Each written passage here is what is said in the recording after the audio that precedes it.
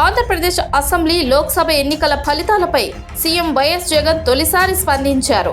ఏపీలో మరోసారి వైసీపీ ప్రభంజనం ఖాయమని, మళ్లీ తాము అధికారంలోకి రాబోతున్నామని సీఎం ధీమా వ్యక్తం చేశారు. వైసీపీ చేసిన పాలన జనాల్లో గుర్తుండిపోతుందని, జనాలు గుర్తుపెట్టుకుని మళ్లీ వైసీపీనే కోరుకుంటున్నారని, జూన్ 4న ఫలితాలు చూసి దేశం షాక్ అవబోతుందన్నారు. ప్రశాంత్ కిషోర్ కూడా ఊహించలేనన్ని సీట్లు తాము సాధించబోతున్నామని వైఎస్ జగన్ పేర్కొన్నారు.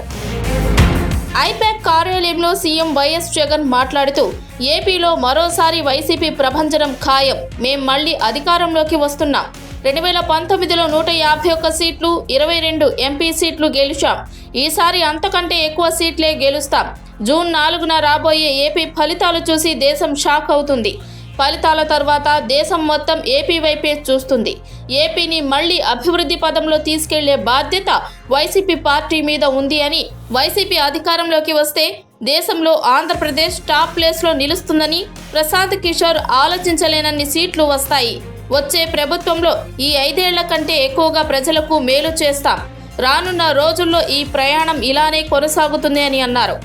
గురువారం మధ్యాహ్నం బెంజ్ సర్కిల్లో ఉన్న ఇండియన్ పొలిటికల్ యాక్షన్ కమిటీ ప్రతినిధులతో సీఎం వైఎస్ సమావేశమయ్యారు.